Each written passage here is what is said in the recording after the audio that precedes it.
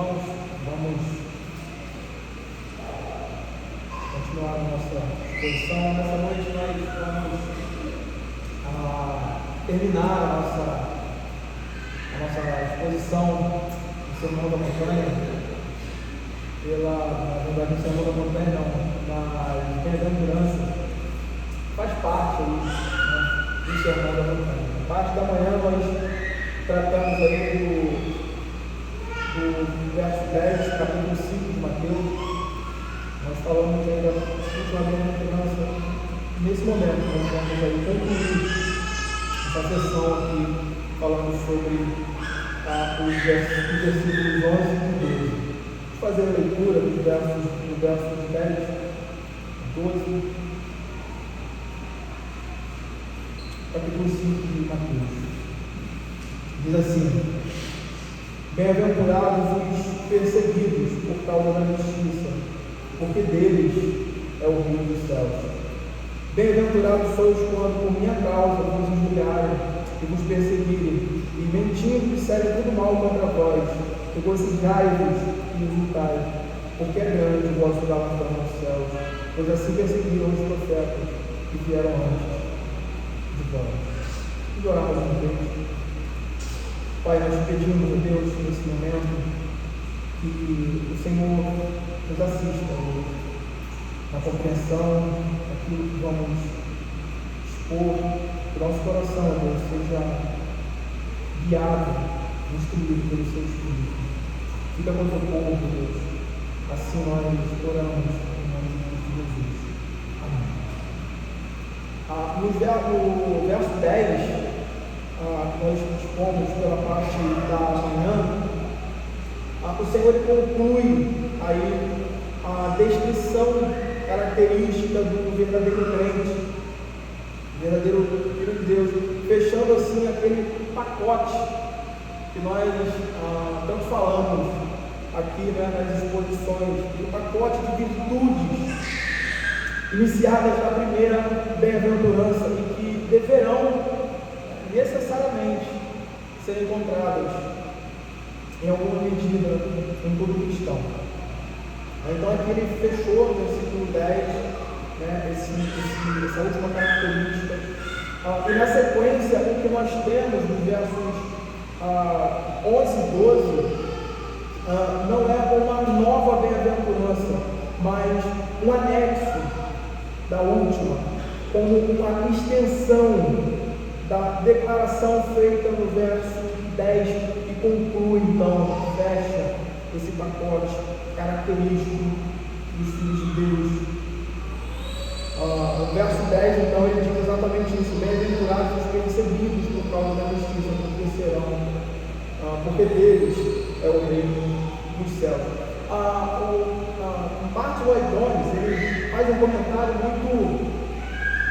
muito importante aqui nesse início, nessa construção dos versos de 11 a 12. Ele vai dizer o seguinte: esses versículos ampliam e aplicam aquela bem-aventurança às condições particulares dos discípulos, aos quais o Senhor Jesus se dirigia naquela ocasião, e através deles, como é evidente, a todos os demais crentes em todas as épocas subsequentes da igreja. O que temos aqui, portanto, é uma marca, é um selo que evidencia, né, que efetivamente identifica todos os súditos desse reino que está sendo apresentado, os súditos do reino dos céus, com o seu Senhor. Definitivamente esse selo, essa marca, né, distintiva desses súditos do reino. E o ensino aqui é que, na perspectiva do reino dos céus, o justo é identificado como aquele que, como o seu Senhor, é perseguido por causa da justiça e sofre as dores de ser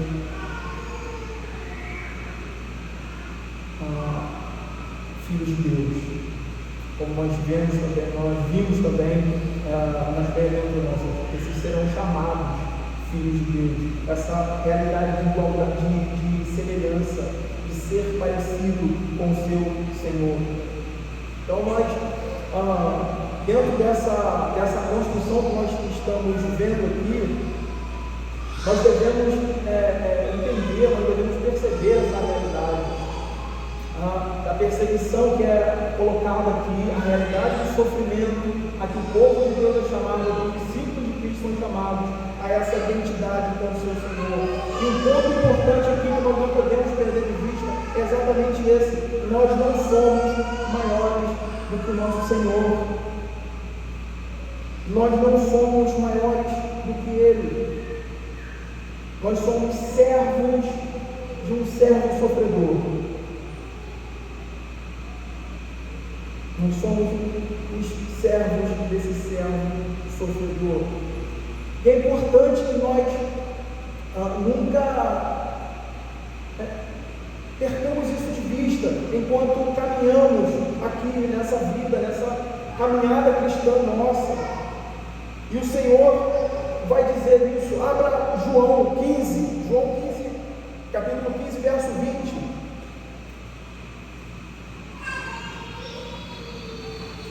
A palavra do Senhor vai dizer, capítulo 15 do Evangelho de João, verso 20: lembrai-vos da palavra que eu vos disse, não é o servo maior do que o seu Senhor. Se me perseguiram a mim, também perseguirão a vós outros. E dentro desse anexo, dentro dessa ampliação da última bem-aventurança, o ponto aqui é que a cláusula invariável pela qual os crentes devem sofrer todo tipo de injúria, todo tipo de perseguição, de insulto, é por causa do nome de Cristo, como nós temos visto pela manhã. É por causa do nome do Senhor. Ou seja, a condição ligada à recompensa prometida é que, sob hipótese alguma, essa perseguição deve ser movida, motivada por causa daquilo que somos como homens naturais. Pelo contrário, que o motivo seja aquilo que somos como novos homens em Cristo Jesus, criados para a justiça. Abre Efésios 4, 24.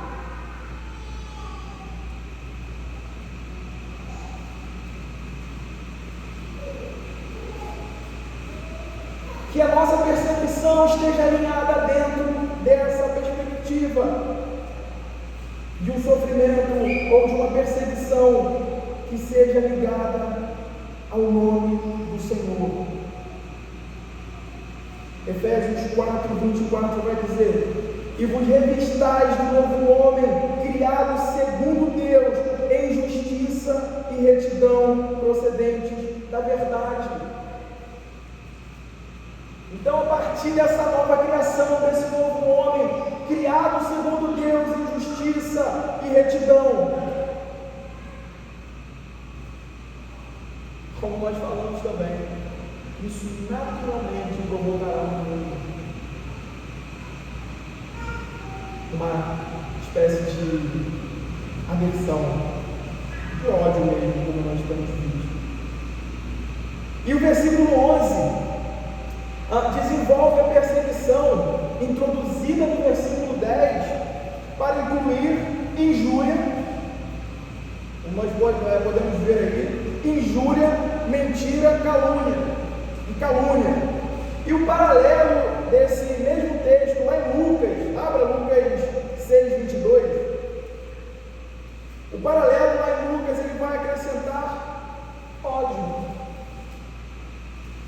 E vai acrescentar exatamente isso desse paralelo. Lucas 6, 22 vai dizer: bem-aventurados sois quando os homens vos odiarem e quando vos expulsarem da sua companhia, vos injuriarem e rejeitarem o vosso nome, como indigno por causa do Filho do Homem. Bem-aventurados sois vós. Então, esse trecho, portanto, ele aplica a realidade do ódio que o mundo caído tem do seu Criador em primeira instância, não é? Como nós temos visto aqui. Ele aplica essa realidade do ódio que o mundo tem do seu Criador e a tudo e todos que se identificam com Ele, que são chamados como seus filhos.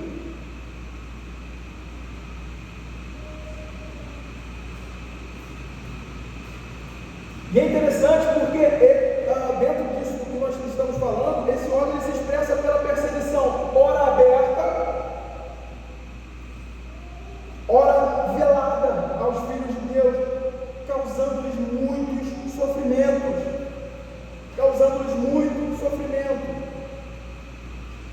Naturalmente, quando nós falamos do tema de perseguição, isso é muito interessante, porque normalmente quando a gente fala de perseguição e sofrimento provocado pelos inimigos da fé, imediatamente nós pensamos nos mártires, aqueles homens que morreram comidos por leões, os mártires do Coliseu. Nós lembramos daqueles homens que foram queimados, que foram cortados, que tiveram mortes terríveis, sangrentas. É interessante que dentro do comentário de Martin Lloyd Jones, ele trabalha essa construção de forma muito ampla. E ele também diz que o comunismo levou milhões de crentes ao martírio no século XX, na Coreia do Norte, na China, e ainda hoje nos países comunistas e islâmicos, os crentes são presos, torturados e mortos por causa do nome de Jesus. Por causa do nome do Senhor, por causa da justiça, porque eles são portadores de uma mensagem de um reino que é contra os princípios desse mundo caído, e eles se posicionam pela fé no Filho de Deus, pela fé no Cristo ensinado no Evangelho. Embora isso faça parte da perseguição que temos trabalhado aqui, que estamos expondo aqui, ela representa parte do todo, que é a perseguição pela mão, pela espada, mas ela não para por aí. Ela não para por aí. O ódio do mundo pagão, o ódio dos filhos das trevas,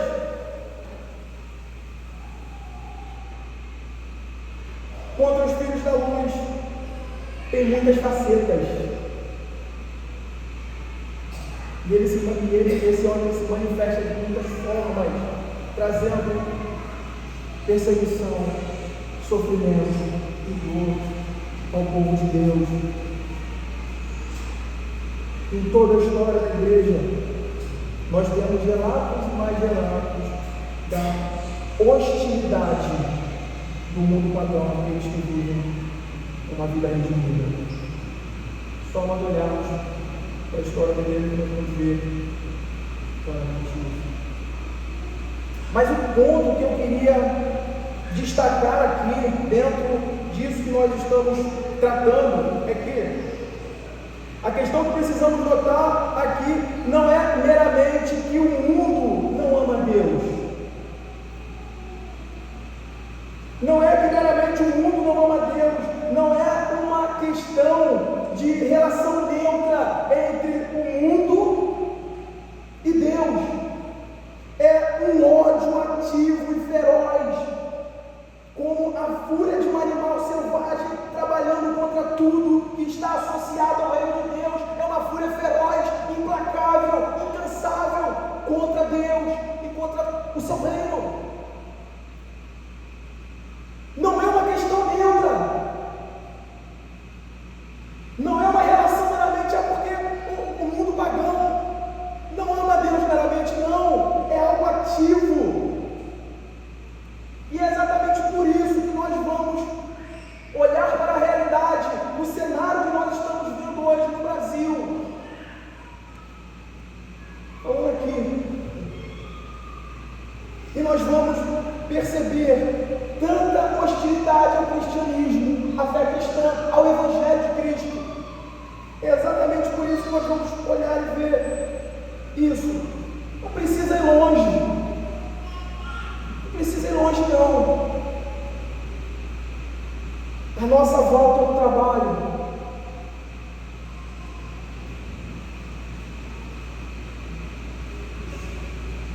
vezes, para poupar minha esposa, eu deixo de falar muita coisa que eu presencio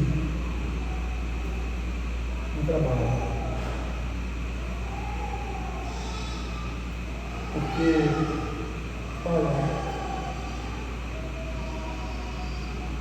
é algo que traz às vezes nos deixa angustiados, às vezes abate sim o nosso coração, quando nós somos de carne e osso. Mas a gente não precisa ir longe, é só olharmos no nosso trabalho, nas escolas, na política, a doutrinação que existe nas escolas, que solapam a base, a estrutura instituída por Deus, que trabalham ativamente, avidamente, para desconstruir os princípios bíblicos de família.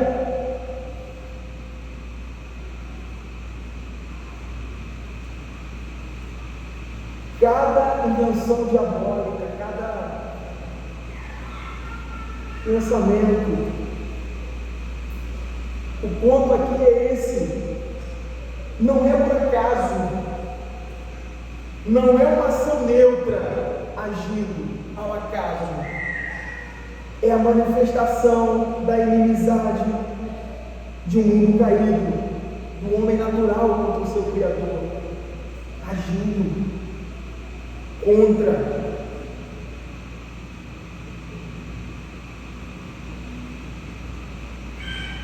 Ideologias diabólicas que abraçam, e isso às vezes me chama muita atenção. Isso me chama a atenção demais, porque são ideologias nitidamente malignas que abraçam todas as formas de religiões pagãs. Mas quando se trata do cristianismo, quando se trata da fé cristã, há uma repelência, há um ódio, há uma ojeriza, há uma aversão clara e evidente. Mas quando se trata de religiões pagãs, falsas, há um acolhimento, há uma tentativa de promoção, né? E eu fico pasmo quando eu vejo pessoas que se dizem cristãs, que se dizem crentes, procurando, dando um jeito na sua vida para se adaptar, para adaptar a sua fé, adaptar o seu cristianismo a essas realidades, a essas maquinações malignas, para acomodar ali a sua vida e ficar tranquilo. Tá bem?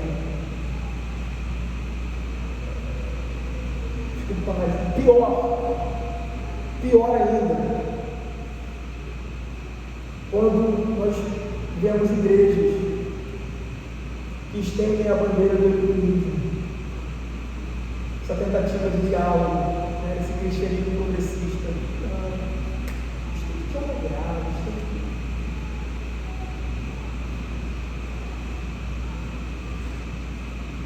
isso tem que tudo bem, se permitem se associar com esses inimigos da fé cristã. Inimigos da fé cristã. Irmãos, nós não somos autorizados, nós não somos autorizados a nos associar com esses homens, com as obras das trevas. Nós não temos autorização para nos associarmos com as trevas, com a luz, de procurarmos adequar a nossa vida e ser igual a eles. Mas antes, nós somos chamados e convocados e ordenados pelo Evangelho a reprovar as suas más obras, a denunciar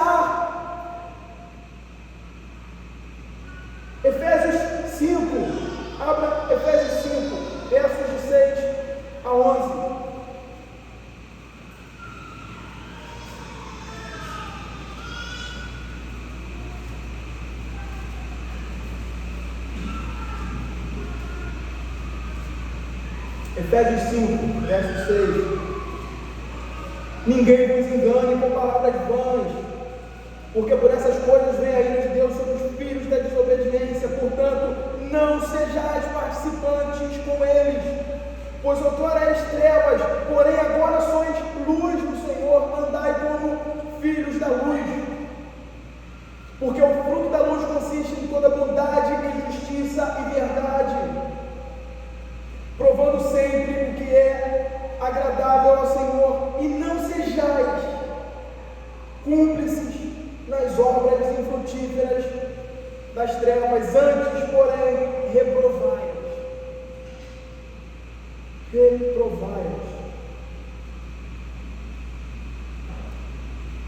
O ódio que resulta em perseguição, em injúria e calúnia, descritos no verso 11, consiste exatamente nisso, em que nós somos filhos da luz, e por nosso procedimento santo e nosso posicionamento diante de determinadas questões, naturalmente reprovamos as obras das trevas.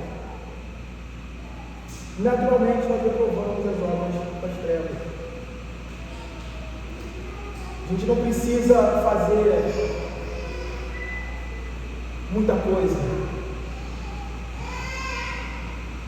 basta se posicionar. Basta se posicionar.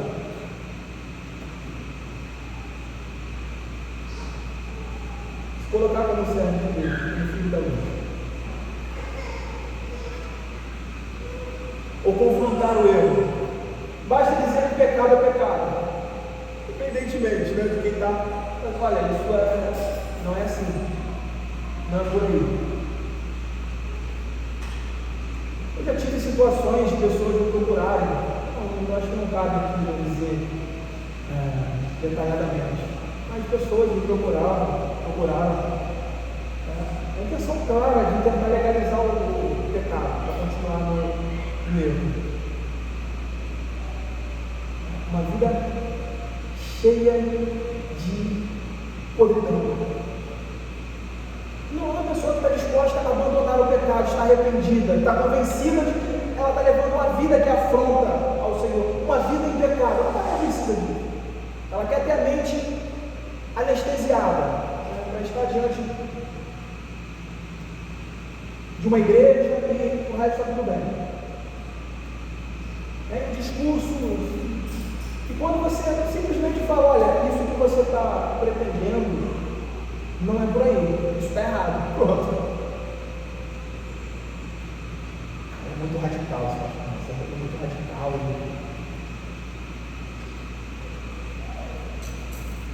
Ele é isso, ele é aquilo.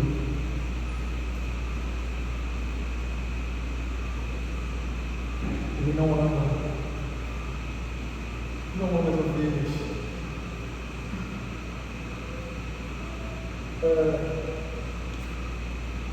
Basta você mostrar a ele, olha, o caminho não é por aí, pronto.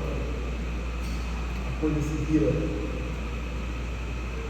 É o suficiente para recebermos injúrias e todo tipo de escárnio vindo da parte dessas pessoas. E é interessante aí porque a palavra injúria que é utilizada e que é empregada aqui, ela significa jogar algo na cara de alguém, maltratar com palavras vis, cruéis e escarnecedoras. Injúrias aí. E é exatamente isso que sofremos por sermos leais ao Senhor. Somos injuriados, caluniados por aqueles que são confrontados em suas obras ímpias, suas obras maus. E a expressão que segue, e mentindo disserem todo mal, significa isso, eles não têm como resistir justamente pela verdade, eles não têm como resistir pela verdade. porque eles estão no erro, eles não têm como, pela verdade, nos vencer. Então eles mentem a nosso respeito, eles inventam coisas a fim de nos trazer todo escárnio e sofrimento.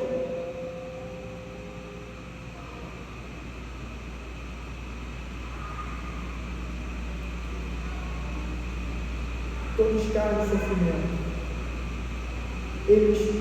A ideia do termo é basicamente essa, é de quem fala mal, de quem inventa mentiras, porque elas estão erradas, porque elas vivem um modo de vida reprovável, e suas obras são más, e eles odeiam ser expostos em seus pecados.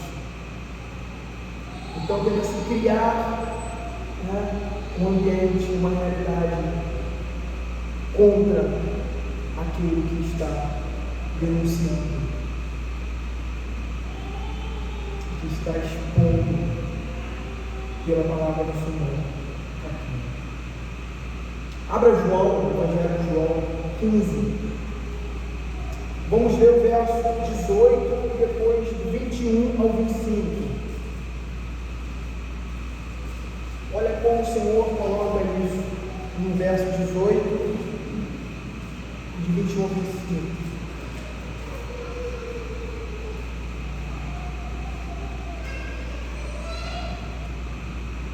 Se o mundo vos odeia, sabei que primeiro do que a vós outros nos ame. Verso 21. Tudo isso, porém, vos farão por causa do meu nome, enquanto não conhece aquele que me enviou.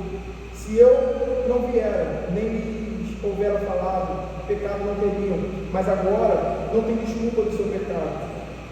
Quem me odeia, odeia também a meu Pai. Se eu não tivesse feito entre eles tais obras, quais nenhum outro fez, pecado não teriam. Mas agora, não somente tem eles visto, mas também odiado, tanto a mim como a meu Pai. Isso, porém, é para que se cumpra a palavra escrita na sua lei: odiaram-me sem motivo. E foi isso que fizeram com o nosso Cristo, com o nosso Senhor. Foi exatamente isso que fizeram com o nosso Senhor. O acusaram falsamente. O acusaram falsamente a fim de condená-lo à morte. Mateus 26, versos 59 a 51, vai dizer: ora, os principais sacerdotes e todo o sinédrio procuraram algum testemunho falso contra Jesus, a fim de o condenarem à morte, e não acharam, apesar de se terem apresentado muitas testemunhas falsas. Mas afinal compareceram duas, afirmando: este disse, posso construir o santuário de Deus e reedificá-lo em 3 dias.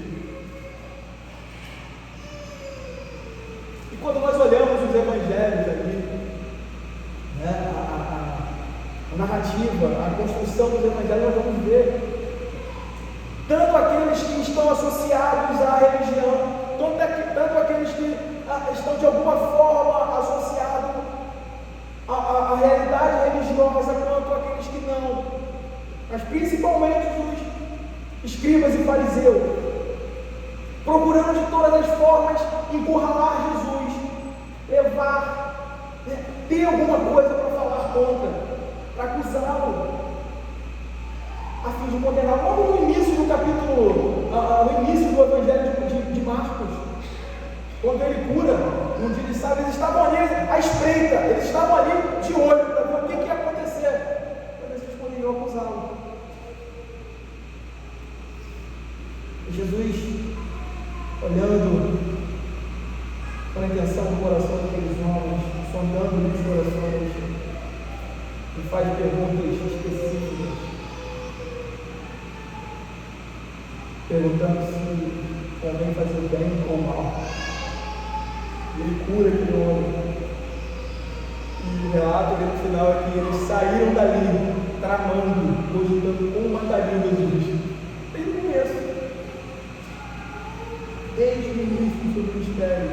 É assim. É assim. O ponto aqui é que a perseguição é simplesmente um conflito entre dois sistemas de valores irreconciliáveis.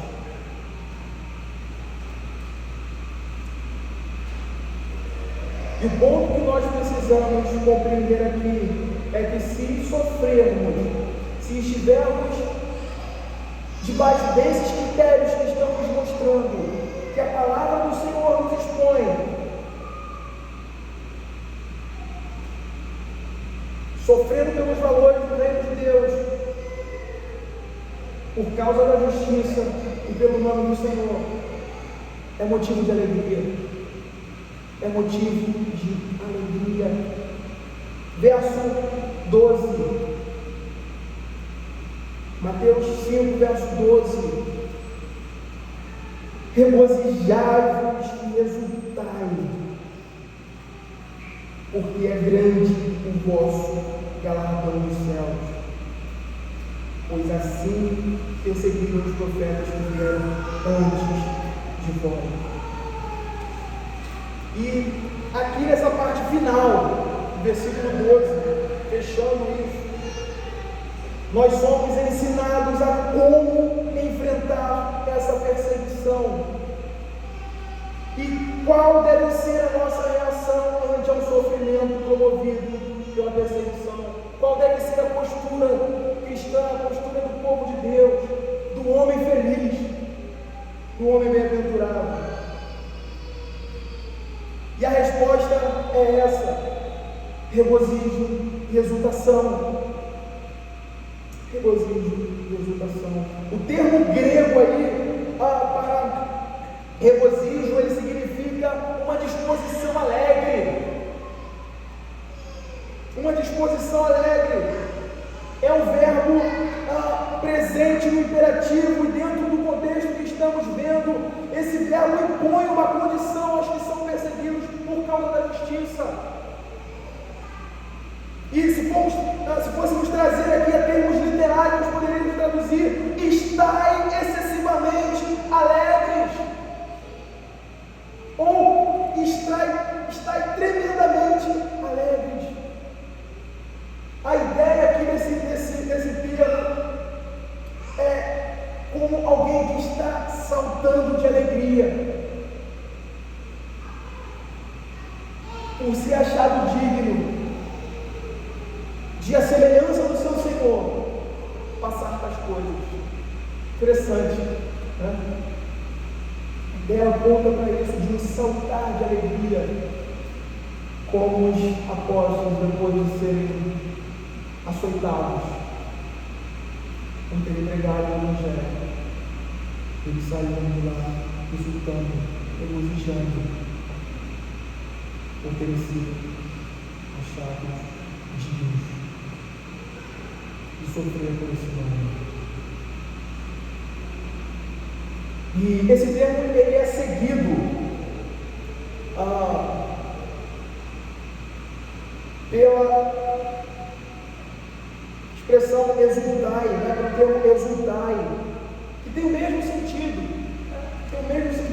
Então ele tem a ideia aí, o propósito de reforçar, de dar ênfase à condição em que o crente deve permanecer na perseguição. É uma condição que está invariavelmente segura em Cristo, segura em Cristo. É o mesmo termo que Pedro ele vai empregar lá na sua carta, 1 de Pedro, abra 1 de Pedro 1, versos de 6 a 9.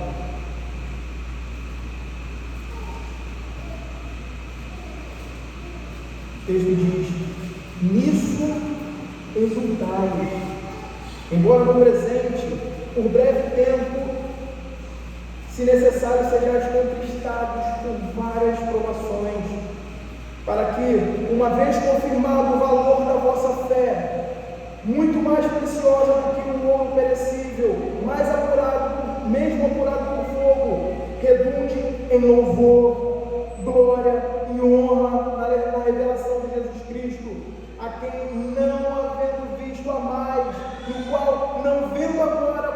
crendo, exultais com alegria indizível e cheia de glória, obtendo o fim da vossa fé, a salvação da vossa alma.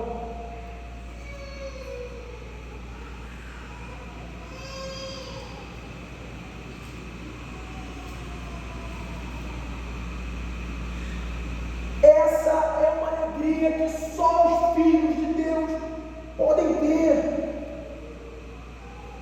porque apesar de toda dor, apesar de todo sofrimento, apesar de toda perseguição, nós temos uma pátria, nós temos um Senhor, nós temos um reino, nós temos uma vida em glória e gozo junto a esse Deus.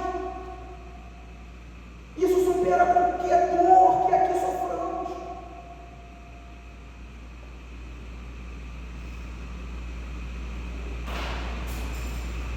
Lá em Hebreus, quando narra a história de Moisés, que ele preferiu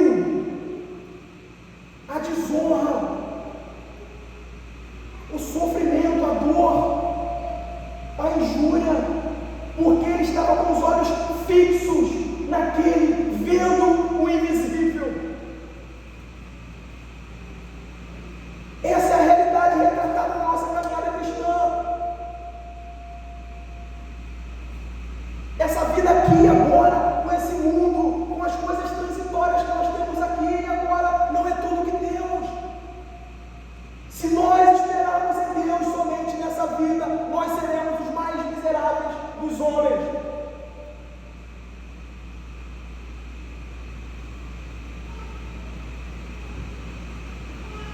É uma alegria reservada, única e exclusivamente aos eleitos de Deus. Por isso nós precisamos ter isso fixo em nossos olhos. Exultai, regozijai-vos e exultai com alegria indizível. Alegrai com alegria indizível e cheia de glória. Por quê? No meio da dor, no meio da perseguição, no calor da aflição, o povo de Deus se volta para Ele. O povo de Deus é assistido pela bondosa mão do Senhor. Eles crescem na sua fé. Eles são trabalhados, eles são conformados à imagem do seu Senhor. Por meio do sofrimento, por meio da dor.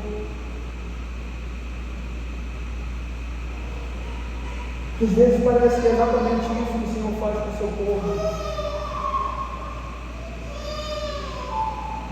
De várias formas e maneiras. Não pense que é somente por meio de espada. Não. Às vezes é exatamente isso que o Senhor faz com o seu povo. Para que eles sejam conformados, para que sua fé seja firmada, para que ela seja evidenciada. Verso 7 do texto que acabamos de ler. Para que uma vez, confirmando o valor da vossa fé, muito mais preciosa do que o ouro perecível, mesmo apurado com fogo, redunde em louvor, glória e honra na revelação de Jesus. Deus é glorificado na perseguição do seu povo, no sofrimento do seu povo. Ele é glorificado, Ele é louvado nisso. A nossa alegria, a nossa exultação e o nosso regozijo vai evidenciar o caráter da nossa fé em Cristo. Isso precisa de lugar em glória. Se nós nos mostrarmos fracos,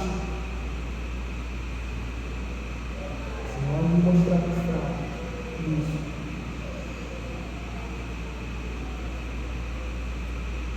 Nossa fé nessa realidade pequena.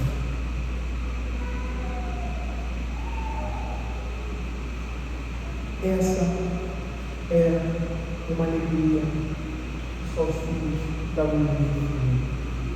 pois a sua exultação não está na perseguição em si, nem no sofrimento, mas em viver uma vida que agrade a Deus, que o honre, que o glorifique. A exultação e regozijo descritos aqui está em que, vivendo em obediência ao Evangelho de Cristo, de forma justa e piedosa, seremos naturalmente odiados e perseguidos pelo mundo.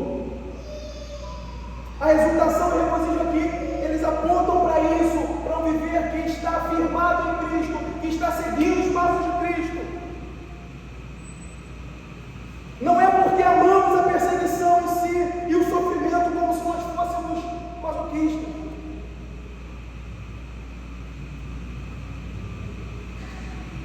O regozijo está na recompensa revelada para todos aqueles que expressam um modo de vida distinto, digno do Senhor, e que corresponde à justiça do reino de Deus. Regozijai-vos e exultai, porque é grande o vosso galardão dos céus. Porque é grande. E aqui está a resposta, e aqui está a explicação do porquê devemos permanecer alegres, seguindo ainda esse imperativo: exultai, estai excessivamente alegres, porque é grande o vosso galardão nos céus. Isso aqui está associado à obra de Cristo, à graça de Deus, não ao mérito humano.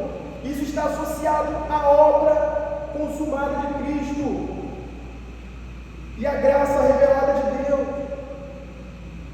O termo galardão aí aponta para algo como recompensa ou prêmio, e nesse contexto ele significa o prêmio da graça dado ao pecador redimido. E talvez aqui esteja a dificuldade de muitos em olhar para a realidade do galardão,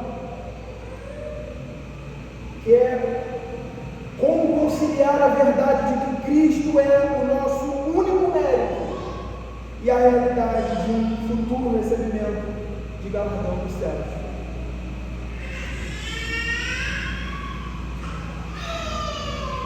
Eu acho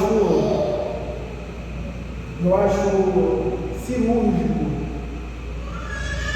o comentário que Ernst Sproul faz sobre essa realidade do galardão que espera o povo de Deus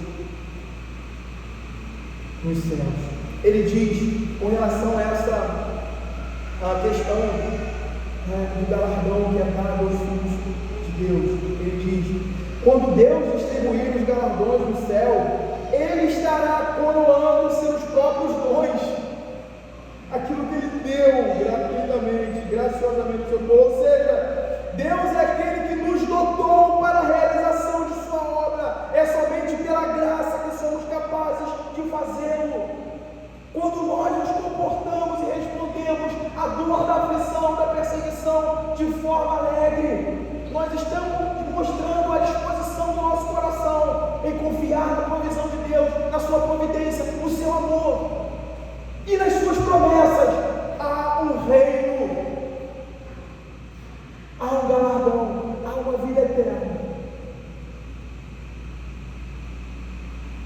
E por fim, para fecharmos, nosso regozijo e exultação estão ou está em sermos contados entre os súditos do reino dos céus, em ser colocado. Às vezes isso passa batido, né? Uma leitura apressada. Mas a comparação aqui ela é proposital, porque ela está ligada à soma dos eleitos de Deus, a soma do povo de Deus, da igreja visível de Deus em todos os tempos.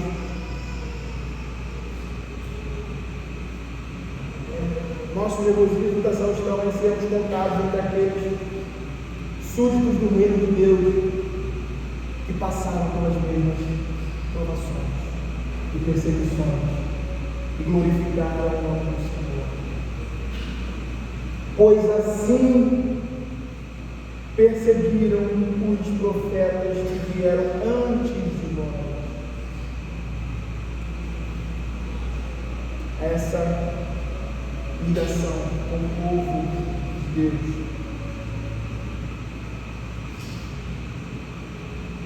Eu quero terminar dizendo que quando a perseguição se inflamar contra nós,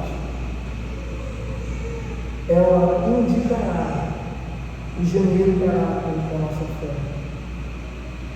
É uma fé obediente e leal, como a que levou os profetas que vieram antes de nós a serem perseguidos. É uma fé que se mostra firme e constante na presença do Senhor. É uma fé comum a todos os filhos de Deus. Por isso que Deus nos coloca no altar o que temos no nosso trabalho. Queria orar nesse momento. Vamos orar. Senhor Deus e Pai, nós te louvamos, Deus, pela tua palavra exposta aos nossos corações. Te agradecemos, Pai, porque há consolo nessas palavras. Quando teu filho as proferiu, Deus,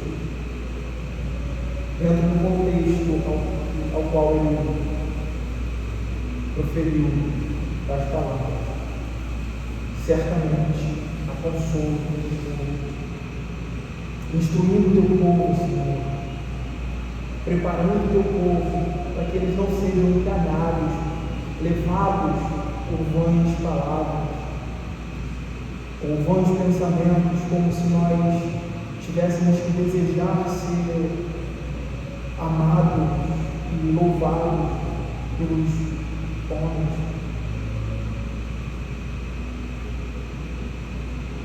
A realidade do sofrimento apresentada aqui, da perseguição do povo, nós devemos olhar, Deus, como um consolo da sua parte, trabalhando e preparando o coração da sua igreja para que esteja firmado em ti e no propósito para o qual nós fomos chamados, proclamar seu nome, glorificar o teu nome nessa terra. Dá-nos a graça, Senhor, de vivermos essas realidades, para que não sejamos achados como hipócritas. Assim nós oramos,